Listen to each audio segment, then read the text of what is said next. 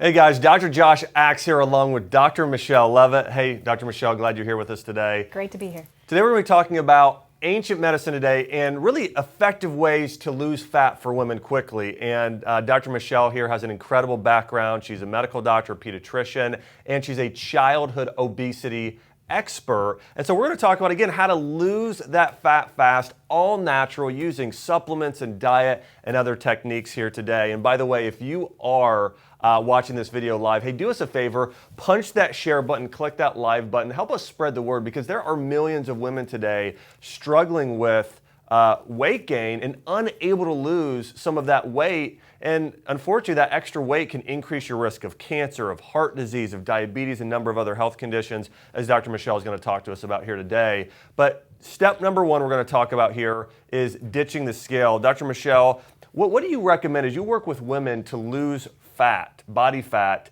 Why do you recommend they ditch the scale? And let's talk about some of the others here. Maybe mention why they should stop yo-yo dieting as well. Okay, so ditching the scale I think is really important because we get too focused on the weight number. And in women, the weight number can change daily from 1 to 5 pounds based on water weight or whatever. Yeah. So if you're weighing every day, you just get obsessed and also very discouraged. So I usually recommend that you ditch the scale and actually go by things more like how your clothes fit, maybe measurements, especially around your waist, and also focusing on the fact that the weight number is not what we want. We want fat loss, not weight loss. So when we lose weight, we just get to be a smaller, same size, right? So if we're apple shaped, we get to be a smaller apple. We want fat loss where we change our body composition. So that's why the weight on the scale doesn't even matter. So stopping yo-yo dieting, you want to get into eating less and exercise more does not work. So people eat less, exercise more, go on a diet, then they go off the diet, then they go on the diet. But it's been proven over and over that eating less, exercise more does not work. So stop the yo-yo dieting. Yeah, great stuff here. And again, I think a lot of people today get burnt out with the yo-yo dieting, and I think that's diets themselves have been one of the unfortunately can have negative side effects with a lot of people. But I remember I grew up in more of the fitness industry in terms of in high school and even college, and eating like egg whites with like brown rice and canned tuna, and it was so dry, like it was just, it was terrible. But I think a lot of people sort of make themselves miserable with these diets today, rather than, eating things that are both healthy but also can taste good as well. And, find the right fit for you. I'll just mention with this one, a few ground rules here. Everybody's body's different, right? Why don't you actually just, have you experienced that in working with, I know you've worked with thousands of women in helping them lose weight, but especially body fat. Everybody's body's different, right? Absolutely, yeah. So not only different body shape and composition, but different stresses. So if you've been chronically yo-yo dieting, you have chronic stress and high cortisol, you're going to respond differently to certain kind of diets than a person who's not under as much stress. So basically I tell families, I'm used to working with kids, but when I work with women, I tell women, you have to find the fit for you. So we may start with one type of diet plan, but we may shift it based on what's happening. So I have people pay attention to hunger, energy, mood, and cravings, and also results. So whether their labs change or their body composition changes, we adjust constantly based on what's happening with their body, so we find the perfect fit, what they land on when they find the perfect fit for fat loss. That's good. And we'd love to hear from you right now here on Facebook Live. And hey, if you're a person that's done a yo-yo diet, let us know the yo-yo diet that didn't work for you, or maybe there's a diet that did work for you. Again, I know that we've both seen things like the ketogenic diet work for some people, whereas maybe a diet that's more plant-based, just lots of fruits and vegetables work better for somebody else. So we know everybody's body is different. So that's one of the most important keys, is listen to your body. Now we have a prescription here, as food is medicine here from Dr. Michelle. So we're going to talk about your fat loss prescription here today. All right, number one, talk about the importance of breakfast. Okay, so you mentioned ketogenic diet actually, which kind of goes along with powering up your breakfast. So you could do it a couple of different ways, which we'll get to in the next couple of slides about intermittent fasting, but you don't always have to eat breakfast. Yep. So that's one point. So you may not feel good eating breakfast, or you might feel better not eating breakfast. But that's been pushed into us for so many years. You have to eat breakfast, don't skip breakfast. If you skip breakfast, you don't lose weight. It's just not true, simply not true. What I say, the type of breakfast that's not working is a sugar-laden breakfast. So the typical standard American breakfast, donuts, muffins, pancakes, juice, toast, those things are all just spike up the blood sugar and are not effective for fat loss. So a power-up breakfast that I recommend is one that has protein, fat, and fiber. And you have to have those three keys if you're going to eat breakfast. That's great. So remember that, and that's a huge tip for you. When you're eating breakfast, as Dr. Michelle said, protein, healthy fat and fiber. And really, that goes for really every meal during the day, as she's saying here. Let's talk about your fat loss plate. I'd love to hear from you, Dr. Michelle. What for you or the patients you're working with, what does a typical breakfast and lunch or dinner look like for yourself or the people you work with? Okay, so typical breakfast, I usually recommend a green smoothie, quick and easy. Great. So you can actually put protein, fat, and fiber all in the smoothie, and then that's kind of like your entire plate as well. So mix some leafy greens with water, blend that up, add a protein source and a fruit source and a healthy fat source. Boom, power breakfast. Love it. So what are some of your favorite, let's say, fats, proteins, and even fruit that you might add into it? Like what is one you've had this week? I usually recommend, and what I usually eat is berries. So any kind of berries, raspberry, blueberry, blackberry. They're high in fiber, high in antioxidants, lower in sugar. So berries are a big go-to for smoothies. Yeah. Fats, definitely just throwing in a tablespoon of coconut oil, chia seeds, flax seeds. Even throwing a whole avocado in or half avocado makes it nice and creamy and just like filled with fat and fiber. And then protein sources, that's where it gets a little bit touchy because you're not going to throw a chicken breast into your smoothie. So full fat, organic, pasture yogurt, Greek yogurt is okay. I usually just use something quick like a plant-based protein powder or bone broth powder or a really good quality whey protein powder if you can make sure you find a good source. So that's an easier way to do smoothies. Great stuff. Awesome. All right, and then you mentioned lunch and dinner. So what about dinner? Give us an example. So the fat loss plate, lunch and dinner would be really the same. So my fat loss plate is 3/4 of your plate is vegetables. And it doesn't have to be all the same kind. Typically, I recommend several different kinds. So maybe a raw salad with some cooked, roasted cruciferous vegetables, and then about the palm of your hand size of protein, and then the other part of your plate, healthy fat, or adding on healthy fats.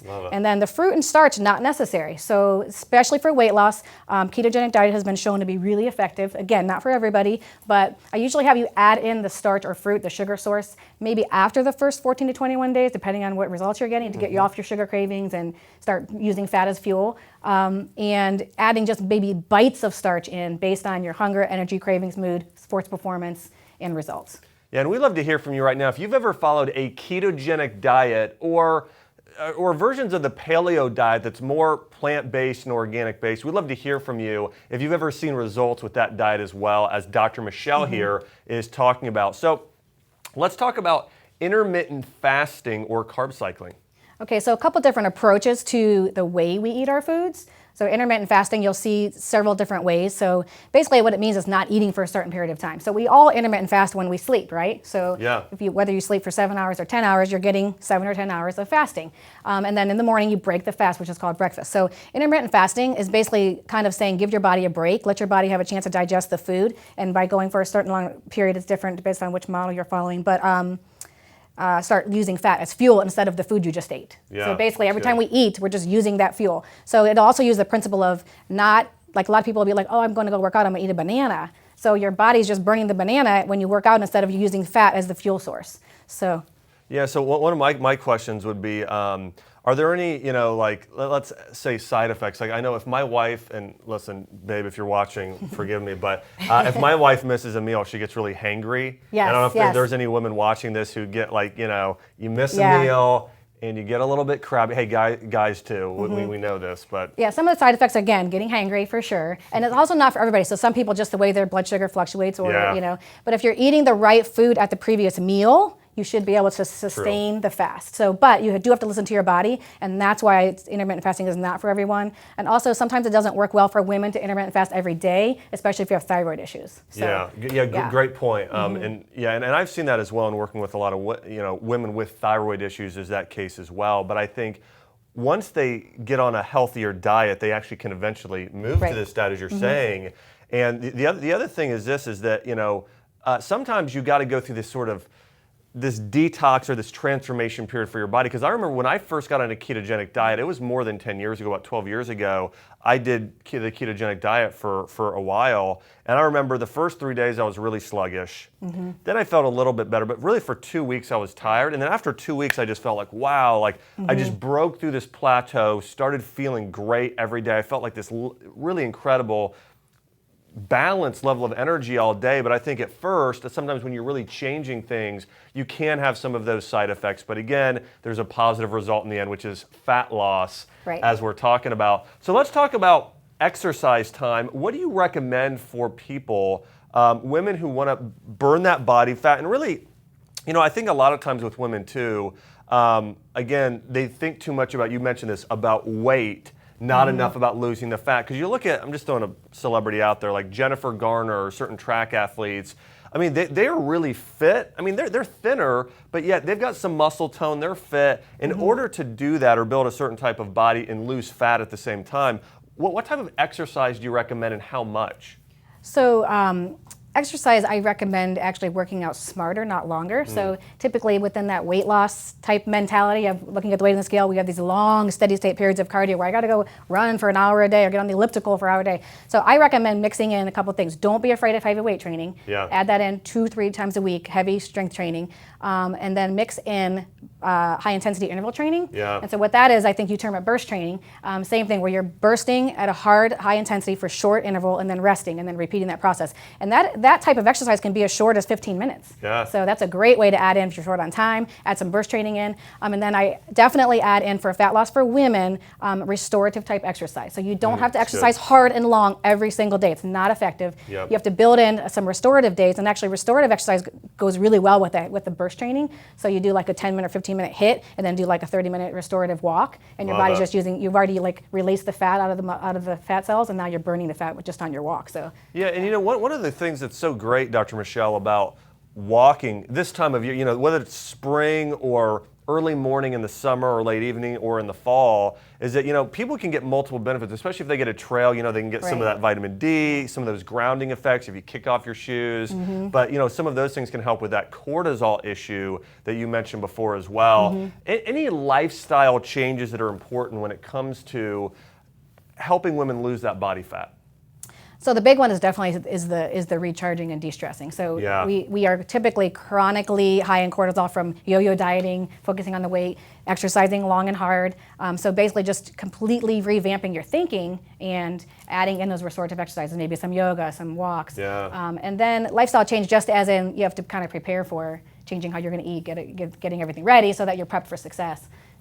Yeah, it's brilliant. It's one of the things, and that's one of the things I love about what you teach, Dr. Michelle, is that it's very holistic. It's very it's integrative medicine, it's functional medicine, and what you're teaching people. Because a lot of times, women, this is a crazy thing today. People will go into their doctors, and they will just literally sometimes be prescribed a pill and not even given any dietary advice, or the dietary advice is weigh yourself, exercise more, and eat less. It's wow. Thanks a lot, So it's just not effective there at all. I know my mom, just to give you an example of this too, my mom battled a number of health conditions, thyroid issues, cancer, had some weight issues. And one of the things she started doing, de-stressing was probably the most important thing she did to lose body fat. In fact, she lost about 16 to 18 pounds in just a month because, and it wasn't even by going on a diet, it was just she had to get healthier. But one of the things she started doing was, we started scheduling in like times to de-stress, and for her, like walking around the mall, or she just started walking a lot and getting outdoors, and that was a big thing. Right. It was a big thing. Absolutely. Yeah. All right, let's talk about exercise smarter. So we touched on a few of these things. So Dr. Michelle here talked about weight training. So let's just mention this quickly. Women tend to think they're lifting heavy, because you said heavy weights earlier. They tend to think they're going to get bulky and maybe very muscular. What's the truth in weight training for women? Yeah, the truth is women don't make enough testosterone to get bulky, so it's just not an issue. And if you ever see a woman who is a bodybuilder, she's on a synthetic steroid. That's the absolute truth. You see their jawline changes. They there are physiological changes. That's not from the weight training. That's from the synthetic supplementation of steroids. Absolutely. And muscle burns fat, so if you want to change your body composition, you have got to build lean muscle mass. So muscle burns fat. So you got to lift heavy to get the muscles. Great stuff. And it doesn't have to be 20 minutes a few days a week can make a big difference there. We talked about HIIT training and burst training. Restorative movement, as Dr. Michelle talked about, some of those different forms of movement are great. And then let's talk about some lifestyle tips here. By the way, if you're enjoying this live training here with Dr. Michelle Levitt and myself, and Dr. Michelle is a pediatrician and she is an expert in childhood obesity, hey, do us a favor right now. There are a lot of women right now struggling with losing the extra body fat. Punch that share button, click that like button. Help us spread the word on how to use food and lifestyle as real medicine, which is what I love here about Dr. Michelle, is she practices integrative and functional medicine, helping people get well and lose the weight naturally. So let's talk about sleep and stress here. How important are those when it comes to weight loss? And if somebody is not getting a lot of sleep or enough, what does that do to the body hormonally? So yeah, we talked a little bit about stress, but sleep is actually one of the most important factors. So we always talk about exercise and nutrition. Yeah. We cannot forget about sleep. Sleep is almost the most important. Yeah. So sleep at night is when our hormone resets and re-regulates, and the good growth hormone and things come out. But if we don't get enough sleep, the body actually releases the hunger hormones, and the ghrelin action, we're hungry more. So it's really proven. And I've done it before with staying up late studying or doing something, and I thought, oh, I'm like eating so much today, and it's because I didn't get enough sleep the night before, which will just sabotage your fat loss efforts. That's big, Yeah. big stuff. So she's talking about some of these hormones like ghrelin and leptin. You know, and you've had if you're a person watching this as well, and you've had those hunger cravings where you're like, I think for most people, the reason why their diets crash is those cravings. Yeah. They cannot get over those cravings for carbohydrates. But again, a big part of that, Dr. Michelle, I just want to hit on this because it was such a brilliant tip by her. You've got to get good quality sleep or your hormones are not going to be balanced, and those hunger cravings can just take over there as well. So again, getting good sleep, keeping stress levels low. And then in terms of supplementation, what are some of the supplements that you recommend to women who are trying to both lose fat but also just stay healthy, especially hormonally? Mm-hmm.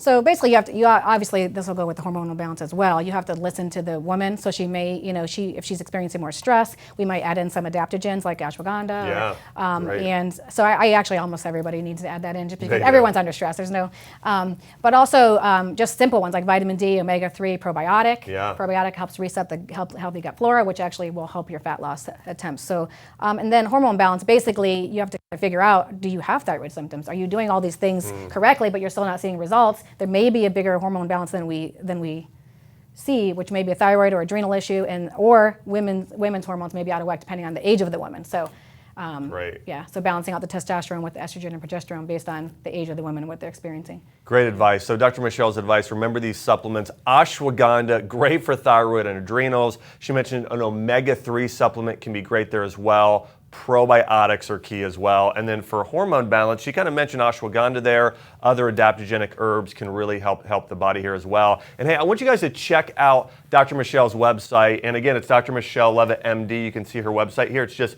drmichellemd.com. She's got some great information on there in terms of how to lose weight naturally for women, how to lose the body fat, both for women as well as children as well, which is really where she's an expert, both in women and childhood weight loss there as well. And by the way, again, if you've enjoyed this live training, we want to say thanks for all of you that have been, hitting that share button, like button, helping us spread the word, because there are so many women out there that struggle with not being able to lose the weight. And the biggest thing that affects is not only, heart health or cellular health or hormonal health, it's really self-esteem. And I think for a lot of women, you're going to see, if you can follow the advice that Dr. Michelle lays out for you on her website, you're going to see some great results in losing that body fat fast, keeping it off, and being healthy at the same time. So Dr. Michelle, thanks for being part of the program. And thanks, guys, for watching Ancient Medicine today.